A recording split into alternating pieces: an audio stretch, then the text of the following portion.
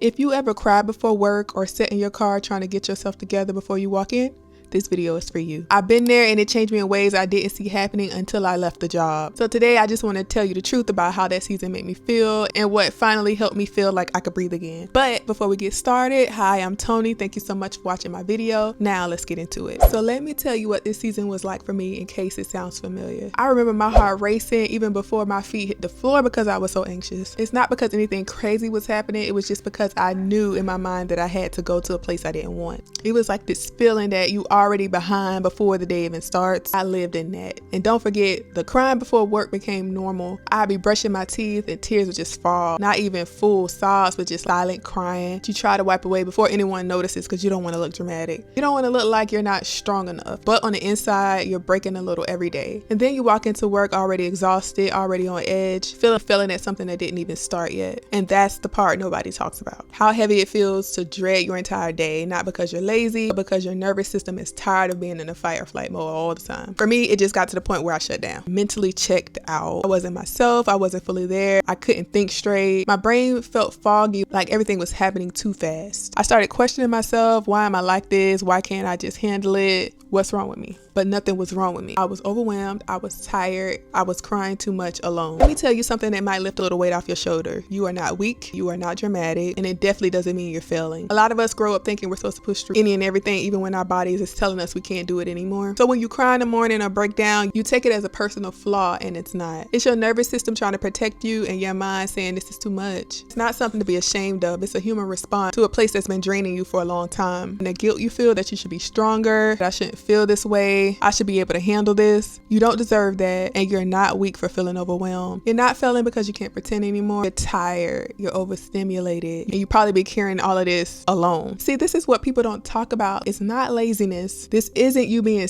too sensitive, and this isn't you falling apart for no reason. This is burnout. This is survival mode. This is your body begging for a different kind of life. And if you didn't know what the name of this was before, it's okay. Most of us don't. We just know something is heavy and we blame ourselves for not holding it together. What you are experiencing is real, and you're not wrong for feeling the way you do. You're not alone with it. You're not broken. You're just exhausted, and nobody ever really taught you what exhaustion this deep really feels like. Something I wish somebody would have told me back then is that your body is not trying to make your life harder.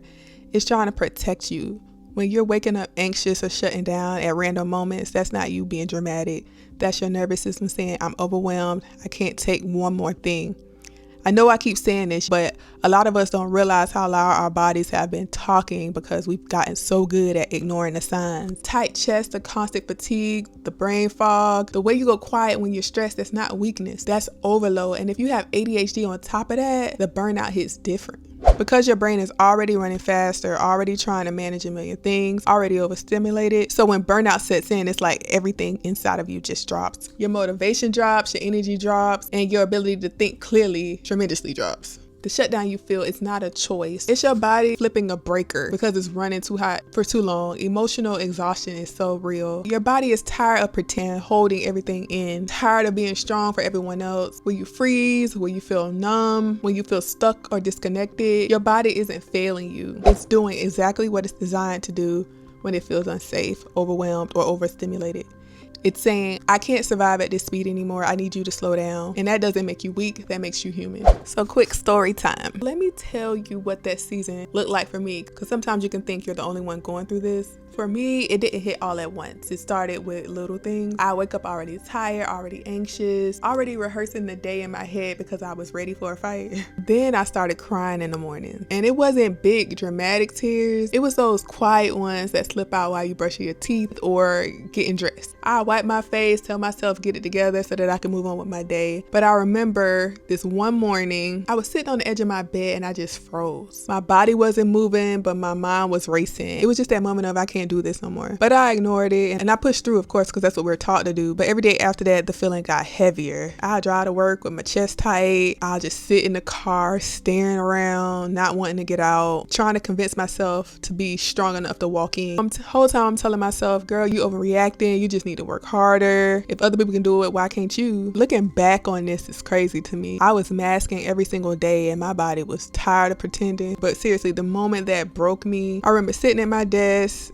staring at the screen and realizing I ain't feel anything emotionally. I didn't feel sadness. I didn't feel anger. I was just numb, and that scared me more than the crying do, because I knew that I wasn't okay. I stepped aside into a room by myself and called and reached out to someone and let them know I needed help. I'm telling you this because I don't want you to feel alone in what you're experiencing. We go through these seasons of feeling like we're the only one falling apart, and a lot of us have been right where you are, and there's nothing wrong with you. You're human, and you've been carrying too much for too long. This season in my life felt really heavy, but it taught me a lot about myself. If you're in that place right now, I see you. I really do. Before I wrap up, I want to talk about healing real quick and what happens when you leave your job. The first couple weeks, you're hype, you're happy. Of course, enjoy those moments. But after that, you're tired, you're confused, and you're trying to figure out what comes next. But slowly, and I do mean slowly, there is a shift. Your nervous system gets a chance to breathe. I know I keep saying that, but you're not bracing yourself for the day. You're not living in your head, preparing yourself for conflict. I didn't realize how loud the anxiety was until it got quiet. The fog starts lifting. You're able to make simple decisions without feeling overwhelmed. You can walk into a room without scanning the whole room for danger. Your brain is not in fight or flight all the time. So you actually have the space to think and think clearly. You will start feeling like yourself little by little. Your confidence doesn't rush back, but you'll feel yourself returning in small ways.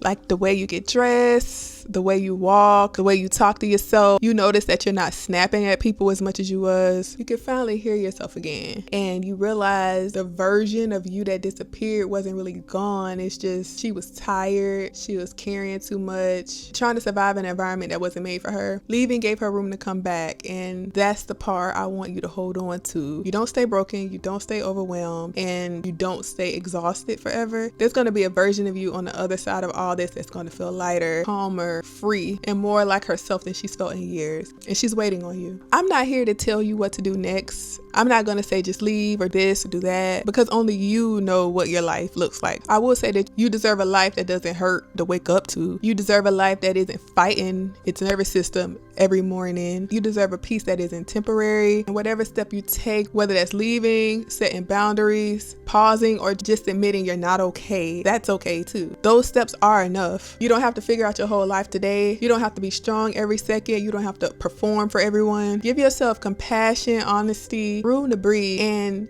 you're not behind. You're not failing. You're healing, and healing does count as progress. Hey y'all, that's it for today's video. But before we go, I want you to take a deep breath for a second, because I know how heavy all of this can feel. And if nobody told you, you're doing the best you can with what you have. You're carrying a lot, and it's okay to admit that all of this is hard on you. You don't have to have all the answers. You can just pause. You deserve gentleness, and you deserve a life that feels softer on your spirit. So just breathe, let your shoulders drop, let yourself unclench. You're safe here, and it's gonna get lighter. Maybe not all at once, but little by little it will. Again, thank you so much for watching my video. I would love if you would like, comment, and subscribe, and follow me along on this journey from me leaving my 9-to-5 and becoming a full-time entrepreneur, and all the things in between that I would like to share with you. But until next time, see y'all.